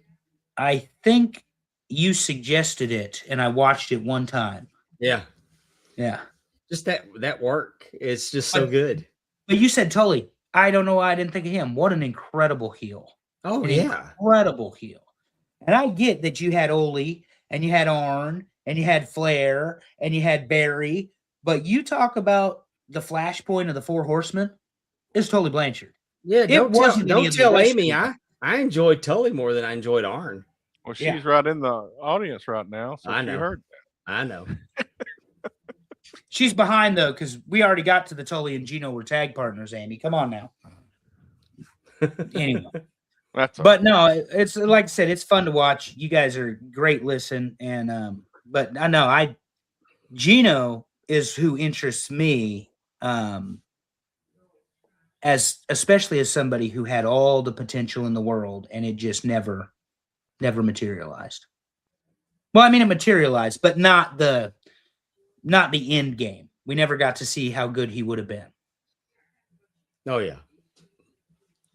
I mean, the dude went up to Detroit in 77 and the Sheik put the U.S. title on him. Mm-hmm. I think that And the says Sheik- a lot. The Sheik didn't put titles on anybody. Right. I remember that movie. Did you ever see it? I Love to Hurt People. I want to say I saw it years ago. So I got it at an old video store called Video Kingdom. Kids, video stores are tapes. They used to put tapes and then they went to DVDs, but just kidding. But they had it for sale because nobody would rent it. And the title of the show was I Like to Hurt People. And this is the Sheik, the original Sheik in Detroit, like you're talking about. And they're talking about Cobo Hall. They show matches of him with Bobo Brazil and with Abdullah. Just some old school. And you talk about some violent ass shit back then. I mean, he's got the fireball, of course, but he's also got the blades. They're cutting people up. I mean, there's blood everywhere. Yeah. Oh, the spike. I mean, the whole thing. Ed Farhat was a vicious man. Well, the other thing was, though, he was a badass, like worse than Bill Watts in that, not a racist, I don't think, like Bill, but you kept kayfabe or you lost your job. Like you were not going drinking with Abdullah, after the matches. Yeah. So, but he had Brody. I mean, had all those guys coming in through there, and that's an underrated promoter too, because he had all the big guys before they became big guys. and maybe possibly because he had them. So anyway. Aren't you glad you brought me on to hijack your show, Terry? Well, eventually we will get to the main event. And tonight's main event, most annoying driver habits, top 10, episode 143. Let's talk about it. And here's a picture of Alison looking pretty hot in the picture, if I say so myself. Yeah, Terry has already made a mistake. My sunglasses are not on. I always drive with sunglasses on. That's number one on the graphic. But number two, this is not TNA Top 10 tonight, ladies and gentlemen. This is TNA Top 30, and then everything that I do that is acceptable on the road. So I voted for 32 things that I find to be the most annoying driver habits, and then put them in order of how much they pissed me off. Yeah, putting them in order was... Ironically enough, Terry, because I don't know where it landed, but I'll tell you where it landed on my list. Number 32 was not driving fast enough for no reason, or whatever, however you worded it. The one for just not driving for no apparent reason. Well, yeah, for no apparent reason. You can probably guess it, but I'm not going to give you the details. But I could have collected 6 or 7 of these into one, and it would have won the thing. But we'll see what order we put these in. Let's see what just missed the list. Changing lanes with no signal. Leaving the turn signal on. That doesn't bother me that much, because I think some of us get spoiled in thinking our car will tell us that we've got it on. But I show people a little grace on leaving the turn signal on. My damn turn signal, my Lexus, my Lexus is so sensitive that I can move the car all the way into the other lane and then move the wheel back, and the turn signal will not shut itself off all the time. We also got cutting people off, and then this one, you said this was Alison, right? Expecting people to slow down when you're merging. And it's always an asshole that you know's got some power under the hood. Yeah.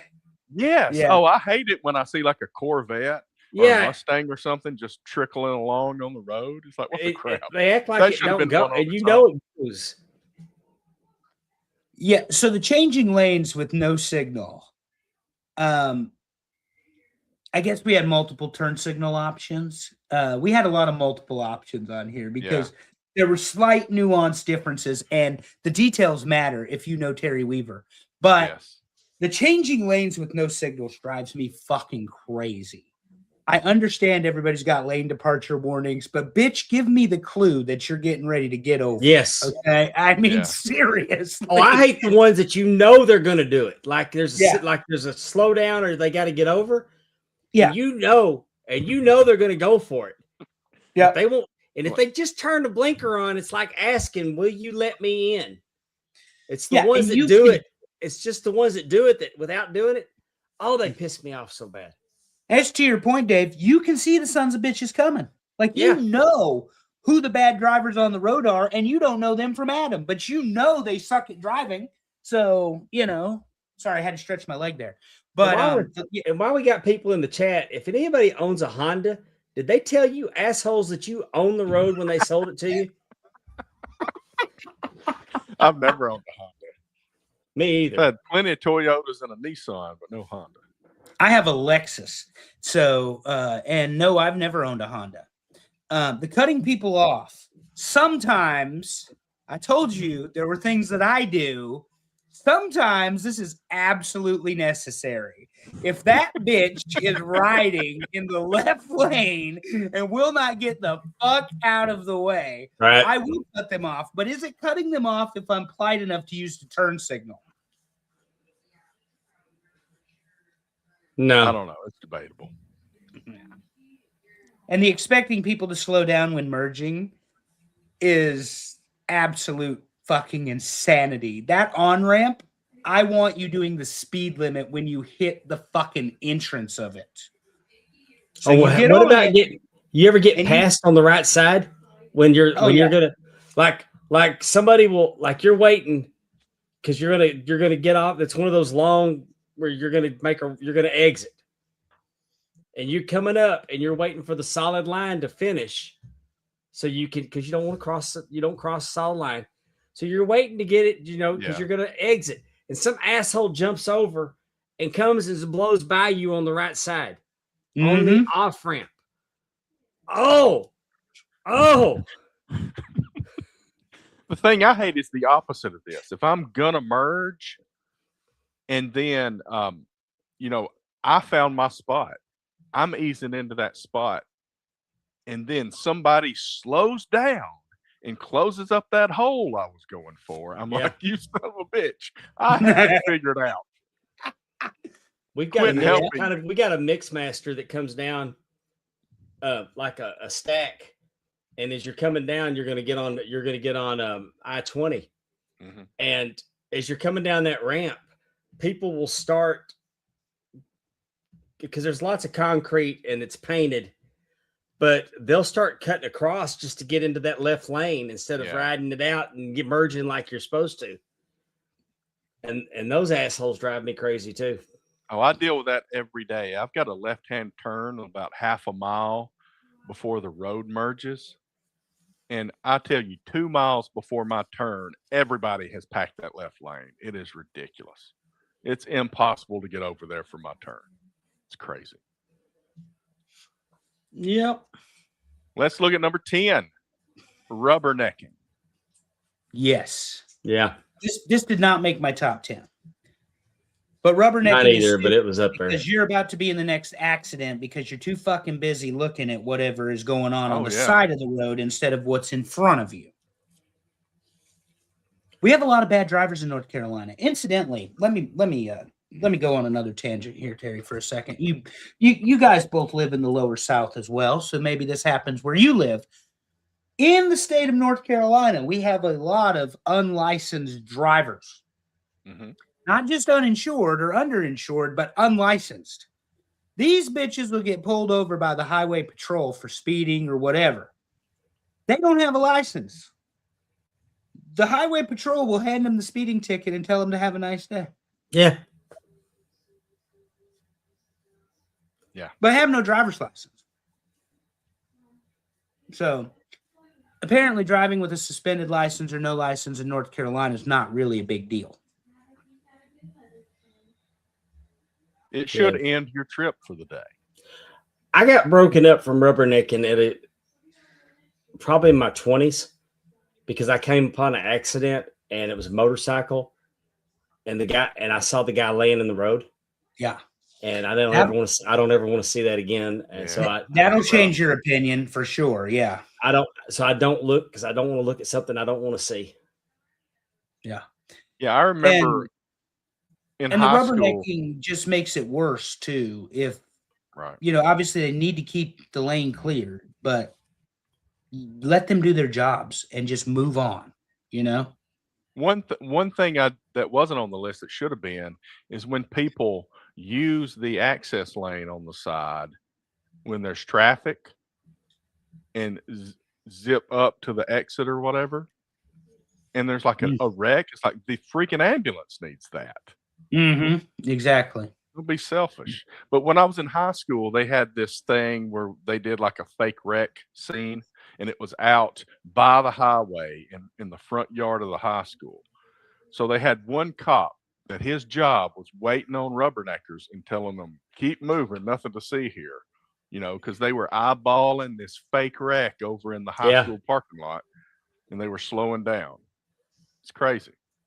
Now, there is one thing that I will rubberneck, and I'm not sure if this is an option or not. This is one of those things I do on the road, and that is if you are driving like an idiot, if you're driving too slow in my precious left lane, if you do not use your turn signals, if you choose to merge like a fuckhead, and then I pass you, I promise I'm going to look at you to make sure you are as stupid as you looking as you drive. Exactly. I am going to look at you, and I might even eye fuck you just a little bit, but I promise I will give you a resting bitch face as I'm passing. Me too. Anyway. I look every single time. Number 9, hitting the brakes constantly for no reason at all. Just hitting the brakes. Yeah. People that do this have money, guys. Because have you had your brakes changed on your cars lately? Used to be able to do it for I $100. have. Those days are gone. They're long And- gone. I mean, that's not even oil change these days. I'm Now, if blessed. you had- I'm blessed that my son-in-law can change my brakes for me. And if you have a 2024 IS 500 Lexus with powder coated in ceramic, those brakes are a lot more than $500. Oh, yeah. I like my brakes. I like them to work. I do not use them excessively. In fact, rather than brake sometimes, I just take my foot off the gas pedal. I know it's a novel idea, Yeah. but take your foot off the gas and you will naturally slow the car down. I promise. That's right. But the brakes is annoying, yes. And also hard on your automobile. You're hard on all of the internal mechanisms in the wheel. You're hard on the brake caliper. You're hard on the rotors and the pads.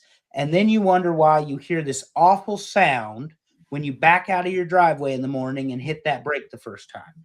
That's why. And good on you, Dave, knowing a mechanic. You got to save money where you can these days because a damn grocery store ain't it. Oh, man. Well, yeah, No the way. cool part about him is he's actually got the he's actually got the what am I trying to say here? He's got the computer. The scanner, the OBD2, Yeah, like he can the all data. He's got the all data. I mean, he's got the actual that where like when I had my Ford, he could tell my Ford to release it. Yeah. He could plug into the computer. That's what I'm trying to say. Here's Yeah. something cool. Because it's not like it used to be where you could just go in there and do it. Now you got to get it to release. Yeah. The So- electronics. So I have bought the things to plug into that, but I did something cool recently because my car's pretty old and my key fob ended up where it wasn't actually unlocking and locking my car. So I was having to use the actual physical key part of it, and that's a pain in the ass. I hate that. And if Because, it's a Chevrolet, when you go to unlock it, it's going to set the damn alarm off until you put the key in the ignition. So we got that kind of thing. But I found a thing you can go online, and I did this. I bought a couple of aftermarket keys on Amazon, and I rented a thing that hooks up to an app, and it's Bluetooth. And I read in my driveway, I set up both of those keys. Nice. Saved a lot of money doing that. I spent $70 instead of Versus $100. $300 or $400. Yeah, Exactly. easily. It was great. Another tangent, Terry. This is a squirrel moment, really. We're talking to a Frito man here. I want to know why the fuck chips are so expensive, Dave. So we're talking about the important things in life, like driving. We just had a huge price decrease. I don't know what price decrease you're talking about. I told you there ain't nothing cheap at the grocery store. Lay's went from $4.99 to $4.29. Doritos Really? went from $6.29 to $5.49. Cheetos and Fritos went from $5.89 to $5.49. The man's a salesman. Tostitos That's 40 cents. Tostitos went from $5.99 to $5.99 to $5.49, as did Ruffles, and they also took the Cantina Tostitos down to $4.29. The fact that chips have a 5 in the price is offensive. But it was Let's talk huge. about sodas. Do you deliver those too? Because I do that's not. absolutely ridiculous. Oh, it offends me how much I have to pay It's- for Dr. Peppers. It's I'm bad. just saying. Yeah. Terry, another list. Things that should not cost this much money. We'll jot it down. We do have baseball managers and with Bobby Cox, things that shouldn't cost so much. With Bobby Cox passing away with Ted Turner, maybe we need to think about doing that baseball managers list soon. Yeah. Well, Bobby's going to win now. We'll 'Cause he delay did- it a little bit actually 'cause he because did the we already job. set next week's list and I'm not messing it up. Yeah. Number 8, All right. Number 8, El Ocho. tailgate. Oh, fuck Hate you people that. that do this. Fuck you people that do this. If you're not buying me a drink, don't ride my ass. Yeah. Get the fuck away from me. Well, I drive, and Terry just recently drove on the Natchez Trace Parkway, so he knows what I'm talking about. Sucks. You get on the Natchez Trace, and the speed limit's 50. It's a national park. And there's nothing around.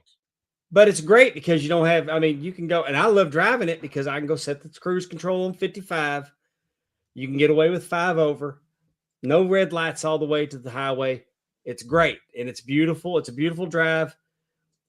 But there's people that want to speed on the Natchez Trace Parkway, and I'm not getting a ticket from the park ranger, so I'm going 55.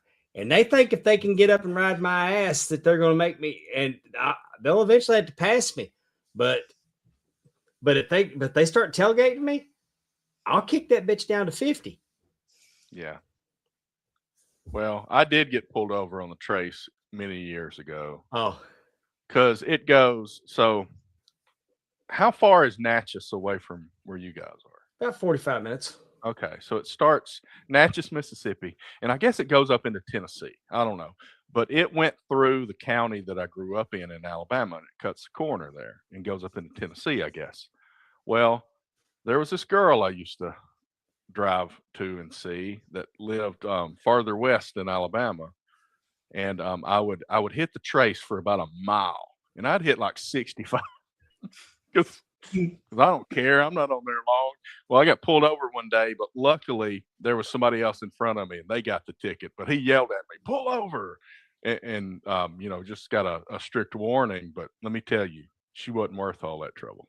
They seldom are. In the morning, I drive Highway 70, and it never ceases to happen. The speed limit is 55. In North Carolina, you can do 65 with absolutely no issue, and closer to 68, 69 miles an hour. It's when you hit the 15 miles an hour over that you have trouble. But without failure, I'll be driving 68 miles an hour in a 55. And there is some dickhead who is in such a hurry to get to work, and I'm not that person, that he will ride right up on me until I move over to the right lane, because I am one of those people that ride the lane to pass the person on the right, and then I will move back over to the right. So I'm passing a person. While I'm passing them, they think they need to identify what color of paint is on that rear bumper of that Lexus. Yeah. I'm like, you guys are a bunch of idiots. If I have to hit the brake for any reason whatsoever, we are fucked. Yeah. So that's why I said tailgating. Fuck you, and fuck you. And people that do it, I don't road rage anymore. They just get a really sarcastic thumbs up from me as they pass me. People don't have the ability to anticipate when their opportunity to pass is going to be. So they just ride your butt the whole time until they get a chance. But you can do that from farther back. I try not to be too big of an asshole with brake checking and stuff like that because I've been shot before. Yeah. And I don't know if y'all have ever heard anything about Jackson, Mississippi. This is not the place you want to be an asshole, people. Right. Because they'll shoot out the window at you. Well, and that's one of the things that one of the reasons I don't road rage. I used to scream and holler. I'd flip people off and honk the horn and all this stuff. Everybody's got a damn gun, and I'm not willing to die because you're driving like a dickhead, and it made me mad. Now, I do scream and holler, just that they don't know it. I do commentary. We talked about New Year's resolutions, and that's why that F-bomb don't last long with me. No, Terry has had the pleasure of me driving a car with him in it after $185 Wagyu steak. But I will do commentary while I'm driving. And somebody will cut me off. Oh, that was a nice fucking decision you made there. Did you really think that was? And I'm just doing the play-by-play the whole time. Oh yeah, man. I do that all the time. Yeah. Oh, look at this fucking moron. I hope he looks as dumb as he drives. And then I find out, Terry, when I pass him. Oh, it's even worse if I pull into a parking lot. I mean, if I get back to a parking lot and somebody's parked too close to my car, and I'm like, "Oh, great parking job, asshole! Well, next time, leave me a fucking can opener. Assholes like you ought to take the bus." Number 7, speeding up while being passed. Oh, there's a special place in hell for people that do that. It's like, what is your problem? This ain't NASCAR. This ain't And this- NASCAR. This goes to my overall road rule: pick a speed, drive the speed. Yeah. The other overall road rule I have is lead, follow, or get the fuck out of my way. I have no problem leading. I have no problem following. But do not do this. This is offensive. Very offensive. Number 6, slowing down for no apparent reason. Didn't even make my top 10. I was number 32, Terry. Number one. Number 1. Wow. Highway This was number 27 is a 32. dangerous. I live off of Highway 27. It's a dangerous piece of highway. It's a dangerous highway. There's very few places that you can safely pass. And these assholes will drive slow where you can't pass them and speed up where you can and then slow down when you can't. Well, they're finishing their text, Dave. Oh my God. Oh, that was good, Terry. Yeah, I've been guilty of texting and driving. I now have CarPlay, so there's that. I've often checked Instagram while driving, but A lot of don't these tell are me very that. similar, or at least they work together. Like you said, Dave, you listed 2 or 3 of these, and I listed a different one, and they're all related. Yeah. Yeah. Now, when you get to texting for driving, I started to tell you that there needed to be an AI picture of my wife, but Oh, I got something on there. I used my noggin. Anyway, number 5, not keeping up with the flow of traffic. This pisses me off. Okay, gentlemen, I live in the South, as do you both. And my sisters live in outside of Augusta, Georgia, in Harlem and Thompson, respectively, which means there is a order of how things work as far as the highway is concerned. In North Carolina, you drive 10 miles over the speed limit. You get to the South Carolina border after you stop at Buc-ee's, and it's gentlemen, start your engines. And then you cross into Georgia in Augusta on Highway 20, and it is the speed limit doesn't fucking matter, just roll. Yeah. And then there's this guy. So outside of Columbia, on Highway 20, in South Carolina, it's 60 miles an hour. In all of the years I've lived down here and made that drive south, I cannot tell you that I've ever driven 60 miles an hour through Columbia. Because no one else is either. They're all driving 80. So you know what you do so you don't get somebody or get killed? You drive 80. Right. That's the proper fucking thing to do. Me and Alison were in the Supra outside of Atlanta, and I was doing 100 miles an hour with 8 other cars. And then I slowed down and decided to be the last car in the line. But I was doing 100 miles an hour at one point in that little car on the way to Huntsville. see, my job requires on me they frown strongly on speeding tickets. So if I get a ticket and I can't get it defensive driving and keep it off my record, that's that affects my job. Yeah. And I've always been told that 8 is great, 9 your mind when it comes to the way that the highway patrol and cops normally feel. If you're 8 over, great, 9 your mind. And I drive 9 over everywhere I go. Now, when we're coming through Louisiana or coming back from Texas, if there's a line of cars that are going fast, and I'll get in there and I'll keep up with them, but then sometimes I just got to get back over in the right lane and bring it down because it's just too risky for me. And I'm afraid in Texas or Louisiana, I'm going to be the one they pick out of the crowd because I've got Mississippi plates. So it's also, I've started to show a little grace to people in the right lane. If it looks like a commercial vehicle, because I have a governor on my truck that I can't go more than 65 miles an hour. Right. And even at 70, I'm rolling slow. And there's a sign on the back of it that says I can't do more than 65, but I don't get as mad at, like, I used to really get, and Stephanie does, and I had to explain it to her. you'll get these 18-wheelers that are side by side and you think they're running a rolling roadblock. Mhm. Well, no, this guy's probably got a governor on his truck, and this guy can probably go 5. This guy may be governed at 60, and this guy may be governed at 65. Mhm. It takes a second to pass because you're Right. not doing enough speed. So you get stuck beside them, and it kind of, And then the road turns in a way that makes it shorter for this guy that's going slower, and then they And- stay beside each other a little bit and longer. it's annoying, but they're just trying to go. I can't stand to get behind somebody that don't do 65. Because I hit my cruise like when I'm coming up 49, coming back during the day, it's 65. I mean, it's a 60 mile per hour. I mean, 65. I'm maxed out on my cruise control. Mhm. But if I get up and my truck has a sensor that it'll slow me down. Well, now if I'm doing 61, 62, I'm trying to get over and pass them, and then I'm going to get in front of them, but still, I try to be aware of the people that are trying to drive 75. I don't like to get out in that left lane and hang them out and block everybody. Mm. So, but when I see it on the highway, I don't get as mad anymore because I understand what that person's trying to do. Dave, that was a very logical, well thought out, and very, very well done explanation. You get 0 points.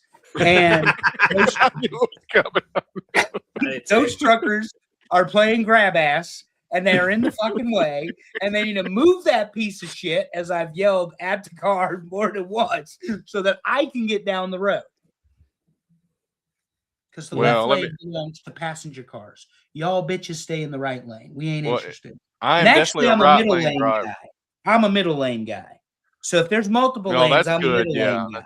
you have a little more control because I hate the thought of me changing to the middle lane and somebody else from the other side is changing to the middle lane. It's kind of like Right. the shared turn lanes that go to a different direction. That Oh, frightens yes. me that I'm going to head on somebody at some point. But twice in my life, I have been in the right lane on a divided highway and somebody turned the wrong direction and passed me. One guy, I saw him Holy pull out of the shit. liquor store. The other guy was just some old man that probably didn't need to be driving anymore. Got turned around, yeah. But what really pissed me off is I called the cops and said there's a guy driving the wrong way, and they were more interested in what my name was than coming out and doing anything. Yeah. Not interested in that either. Number 4, Terry, make it Number good. 4, texting while driving. Every once in a while. I mean, damn. You see what these two women are talking about here? Terry is so hot. And she said that bald head of his is exquisite. I love it. I text and drive on occasion. Most of the time, I do the text at the stoplight. So then all of a sudden, I'm sitting at the stoplight and it turns green, and I gotta hit the send button real quick. I tell you what, I get to the point where I want to take pictures of things while I'm driving. Like, I wish my friends could see this, but I don't do it. But I really wish you guys could see some of this stuff. Here's the problem. I will try to do voice text. Yeah. The Siri screws me so bad. Oh, man. I am not from the South like either of you, but Siri doesn't know where the fuck I'm from because I'll start talking to that thing, and the only word it ever gets right is any variation of the word fuck. Never, ever, ever, ever does my Siri get that wrong. Apparently, it hears it enough. But everything else, and Terry has seen this, I've sent him voice texts, and him and Alison and Amy are like, what the hell did he just say? And I'm trying to be a responsible driver and not text them with my phone in my hand, but I've gotten really good at watching the road and doing the one thumb thing with the hand. Yeah. I'll bag on Stephanie because, I mean, I'll see her throw that shit right up on top of the steering wheel and like she's looking, but still. And I'm over here just trying to make a deal with God to let me make it one more day. And she'll say something to me but I don't text. But like if I get a notification, I'll look down, I'll read. But in her car, In her car, if I got the cruise on, at least I won't drift out of the lane. And she gets so pissy if you're like, hey, put the cruise control on, at least you'll stay in the lane. So a lot of time I just like to get in the car and go to sleep. Because it's just easier that way. Yeah, I don't think Dave's going to be able to come back on the show. He won't be out of. saying a He's few going to too be in the many things doghouse for tonight. that one, tattling on his wife on Mother's Day, nonetheless. Oh Rude man, day. yes. Very rude. Number Top 3, Terry. Here we go. driving slowly under normal conditions. Yeah. Yes. I mean, when it's raining, I get it. Like when I was heading down to Dave's house and I was in that rental car and I couldn't figure out how to turn on the windshield wipers and it was raining really hard and I was on the interstate. Yeah, I had to go slow. But normal conditions, come on now. If you're 10 miles an hour under the speed limit, that's pretty ridiculous, even if you are in the right lane. Oh, speed Those limit are could the be people- 75 in Texas, and they'll drive 65. It's crazy. Those are the people I rubberneck. Like, I'm like, look at this dumb motherfucker right over here. I mean, because there's no reason for it. There's no reason for it. And Terry, you have them in the wrong lane. Normally, they're in my lane. That's the left lane. Though, Well, for those of you playing along at home. The point I was trying to make, and I got chat to put them in the right lane, was this is even a problem if they're in the right lane. That is true. That is true. That's very true. What's the runner up this week? Number 2, not using the turn signal. That's and right. I picked a 3-way stop in a car turning left in front of this other guy because I thought that is a pretty big example of not using a turn signal being a very bad thing. Right. Yeah. Yep. Yep. And clearly he does not have the right of way. Yeah, this is terrible. Turn signals are not accessory items. They're not for aesthetics. They're to be used. I use my turn signal. This is no bullshit, guys. I live off the highway. So I do the U-turn. I use my turn signal. I turn into the neighborhood. I use my turn signal. I live in a neighborhood that is just one big circle. So you can either drive all the way around to my house or you can start up the other side of the street. I use my turn signal to turn right to the shorter way to my fucking house. I might have, even on occasion, used the turn signal to turn into my driveway. I want people to know what the intention I have to turn this car is and what direction it will be going. Hey, a long time ago, when I was my first married, we bought us a house. We bought a model home. We went to go look at furniture. That they were closing out a model. We went to go look at the furniture in it. I just went ahead and bought the house because model homes got all the sprinklers and the landscaping and the window treatments. Yeah. It was great. Well, there wasn't anything else out there but these 3 model homes at the time. And I would travel early in the morning and late at night because I'd get off work, 10, 11 o'clock at night. So I'm coming in real late. Well, as I come up to my street, I pull up and I turn right and I pull right up in front of my house. Well, there was a cop in the field on the other side and he hits the lights and he comes across and he gets up behind me and he's checking out. And I'm explaining to him, we just moved in this house and I didn't even know what, I thought he was just checking because I was, out late. That they were notorious about that. Shout out to Rowlett, Texas, you pricks. Anyway, he goes, is there any reason that you didn't use your turn signal? And I said, yeah, there wasn't nobody behind me. There wasn't nobody in front of me. I didn't see you over in the field.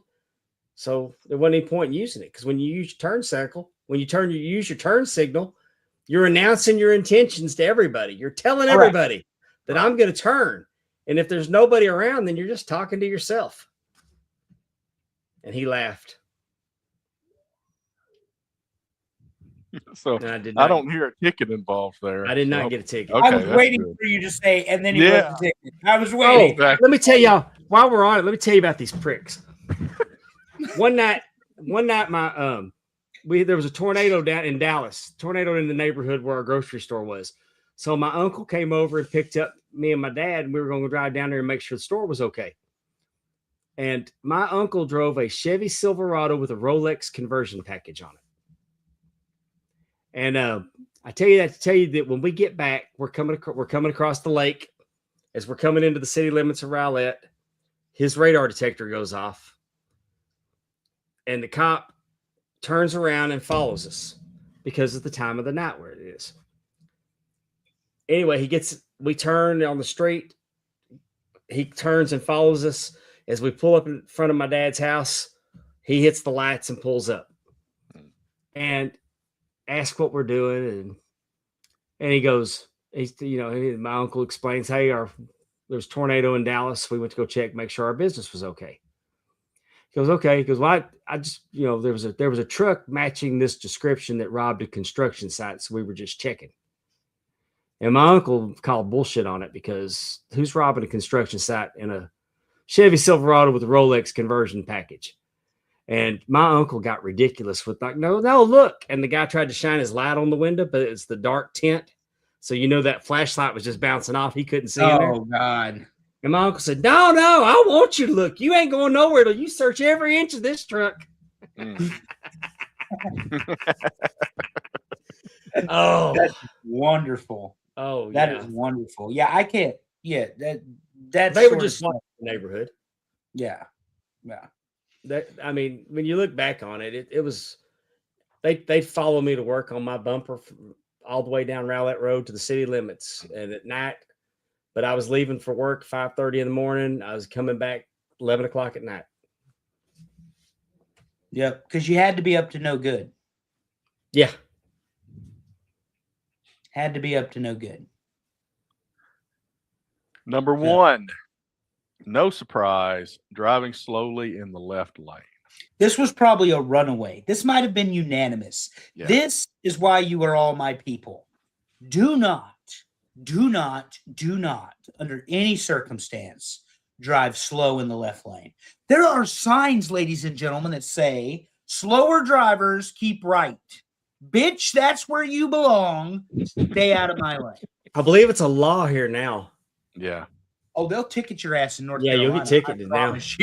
Yeah. Yeah. If you're holding up traffic and they can prove it's you, and it don't take long, when you see all that line of cars, they will nail your ass. Yeah, because if you got 10 cars behind you, they'll be real quick to say that asshole did it.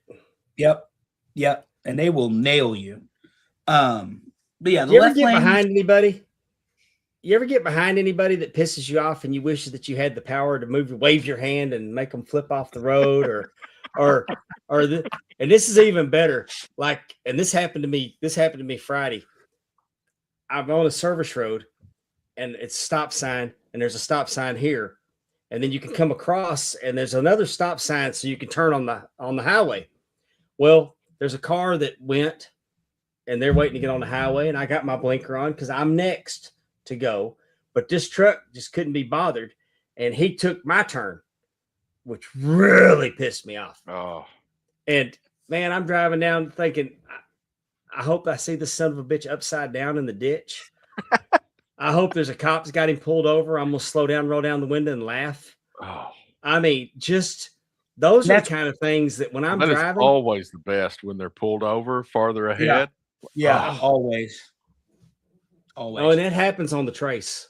Yeah, and that's why, ladies and gentlemen, that Teppy takes Dave to church on Sundays is because he thinks these things while he's behind the wheel. Cleansing.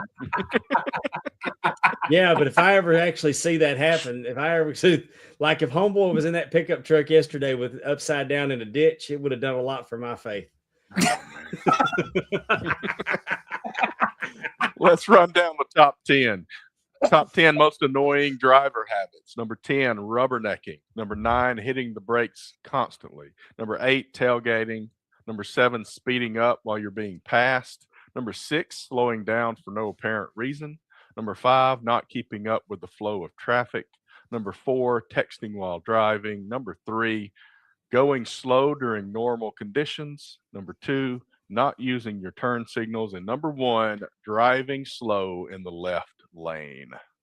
Yep, and yep. So, Dave, talk to us about what we have on the network and what you and Amy specifically are doing Wednesday. Oh, wait a minute. I lied. Sorry, No, Terry. go ahead and do it. We'll go back. Jump the shark. Tell us about what y'all are doing. We're gonna review the Hulk Hogan documentary this week. I'll talk about my weekend at SWA, what's going on with that promotion, what we got coming up. Some talent that I got to work with that I hadn't met before that was really, really impressive. And we'll do all that Tuesday night. What time? 6:00 Central. So 7:00 Eastern, 7 Eastern. real time zone. Gotcha. Right. Yeah. Tune in promptly to see if Amy's equipment works. Hey, look, she was on the other day, and then she froze. Like in the middle of the show, I said, "Oh, she couldn't do it. Couldn't have one show, not a problem." Hey, but she got in. She got in, and her stuff worked last week. So awesome. Yeah, very good. We were real proud of it. We kept the flow going. Yeah, because when I was on your show not that long ago, that was a nightmare. Like we're trying to type her, get her attention. I'm texting her on my phone. I'm like, "Honey, what are you doing over there?" A couple weeks ago, I just told her, I said, "Hey, let's just do this tomorrow night." She said, "No, go ahead and start the show." We've done that before, but that was a while back before we went live. I mean, we've definitely figured some things out. Yeah, for real. So, hey, we can just do this tomorrow night. Yeah, it's just, I mean, sometimes life gets in the way. Like Terry told everybody at the beginning of the show, he didn't know if he was going to have internet tonight. Oh yeah, I thought I messed up rebooting the router. It's an important part of the process if you're broadcasting live. Exactly. So here's our upcoming shows. Yes. So let me explain next week's title: Worst Things to Leave Behind. This could be something you left at home, something you left at a hotel, something you left somewhere and you shouldn't have left it there. Your keys, your sunscreen, your wallet, if your favorite pillow and you took it on vacation and you left it at the resort. Any of those things. That's what we're going to talk about next week. Yeah. That's going to be a good one. Thanks to the TNA Top 10 chat, a collection of the worst songs to play at a funeral, worst songs to play at a wedding, worst fashion trends, worst songs to play at a kid's birthday party, worst songs at work, and the worst pickup lines. Oh, you got to have me back for the pickup line. The absolute worst pickup line I ever heard actually worked. Oh. And what so Dave didn't tell you is Teppy and he are happily married. So No. I witnessed my cousin Josh. My cousin Josh said this to the girl. You know how sometimes you go to the club and there'll be a girl working the beer trough and she's wearing a bikini? Okay. Looks like right off the page a supermodel. All right. Yeah, this won't be a pickup line that you'll have on your top 50 or 100. I'm going to go ahead and tell you what he said because it's just too good.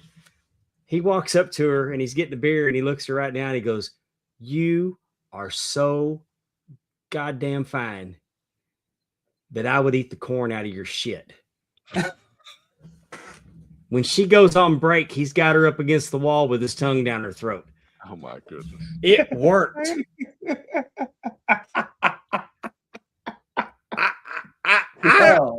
I mean, it was incredible. I'm like just in awe that my cousin Josh could pull this off.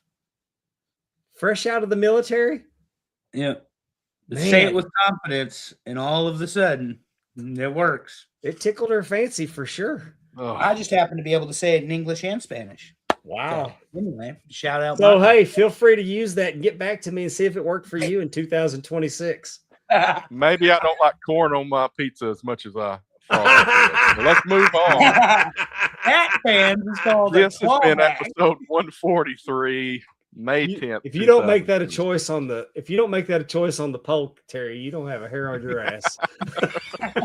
Well, that's going to be a difficult one because that's so wide open. It could be anything. Yeah. That's this was suggested by Alex Wheaton, and that's a good one. But it'll be fun, but it's probably going to take me a little time to put that list together, just because it's. I mean, that could be anything. Anything could be imagined. I'll be glad to help you with it. And Terry just mentioned Alex Wheaton. If any of our listeners, viewers, etc., fans, haters even, have ideas for top 10 lists, please submit them. We are all ears. In 5 minutes, we came up with 8 shows because the juices were flowing. So sometimes it happens like that, and other times we're like, "The fuck are we talking about this?" And the reason is because we took a whole top 10 month baby off and making we didn't songs. talk about it at all, and we had to come up with it in 10 minutes. Top 10 baby making songs is a show, and I don't know why y'all hadn't done it yet. We're PG, Dave. What are you talking Yeah, about? I said baby making. He's lying. We are E for everyone, Dave, which means we might have some young viewers on this show. Well, they learned a lot of new words tonight. They did.